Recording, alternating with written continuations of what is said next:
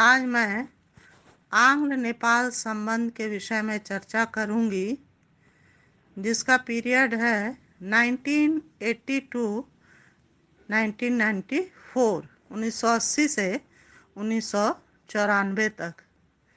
यह same G4 से संबंधित है और इतिहास के बच्चे इसे पढ़ेंगे, सुनेंगे।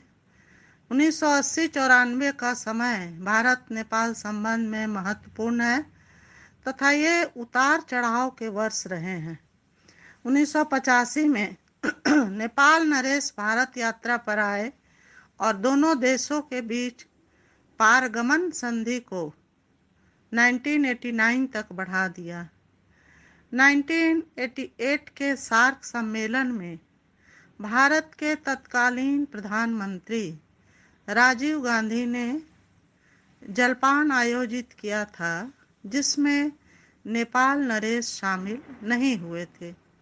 1989 में भारत नेपाल के बीच व्यापार और पारगमन संधि समाप्त होने की वजह से दोनों देशों में कटुता आ गई। तो यह कुछ वक्त ऐसा था जिसमें दोनों देश के बीच में बहुत अच्छा सामंजस्य नहीं था। भारतीय प्रधानमंत्री पीवी नरसिम्हा राव ने नेपाल के प्रधानमंत्री के निमंत्रण को स्वीकार करते हुए 19 से 21 अक्टूबर 1992 तक नेपाल की यात्रा की और इस दौरान व्यापार के क्षेत्र में महत्वपूर्ण सुधार किए गए और नेपाली माल के पारगमन को सुविधाजनक बनाया गया। ऋण सुविधा को 35 करोड़ रुपये से बढ़ाकर 50 करोड़ रुपये खर्च करने पर भारत सहमत हुआ। 23 मार्च 1989 को भारत नेपाल के बीच व्यापार और अभिवहन संधि की तिथि समाप्त होने के कारण दोनों देशों के बीच मनमुटाव बढ़ने लगे।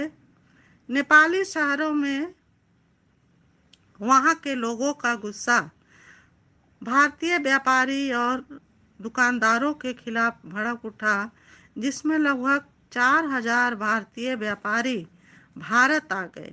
इससे भारतीय विदेश मंत्रालय चिंतित हो गया।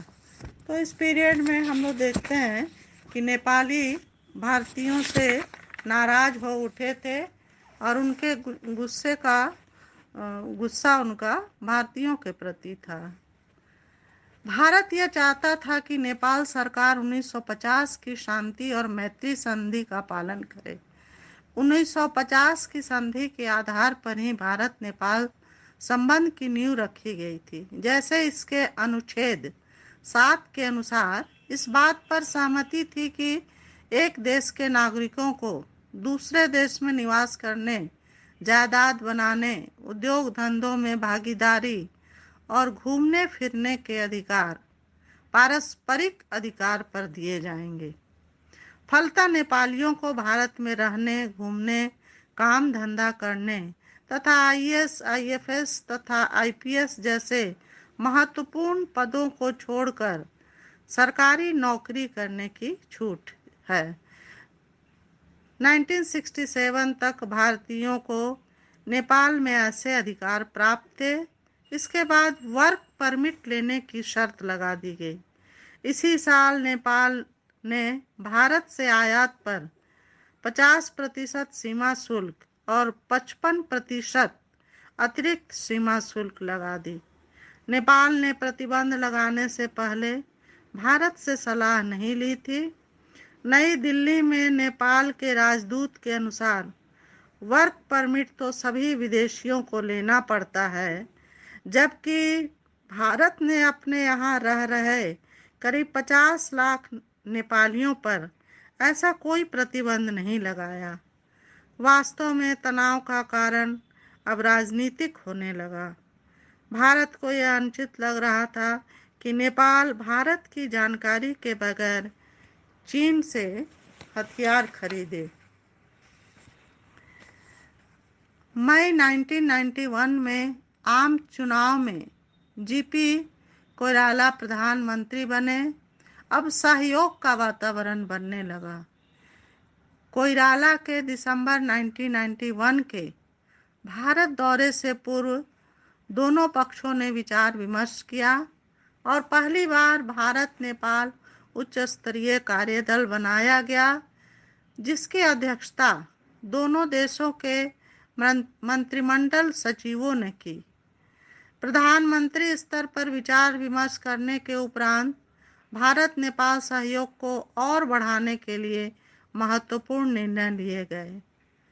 5 महत्वपूर्ण संधियां की गई, जिसमें नई व्यापार नीति, नई पारगमन नीति बनाई गई। कृषि क्षेत्र में समझौता ज्ञापन, जीपी कोइराला भारत नेपाल फाउंडेशन की स्थापना के लिए समझौता ज्ञापन दिया गया। जल संसाधन के विकास के लिए कई निर्णय लिए गए।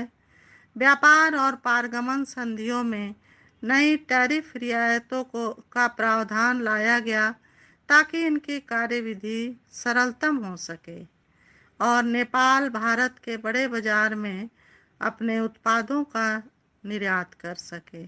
इस प्रकार इस काल में नेपाल और भारत के लिए एक अच्छी रूपरेखा तैयार की गई ताकि दोनों देशों को इसका लाभ मिले और दोनों मिलकर कार्य करें। धन्यवाद।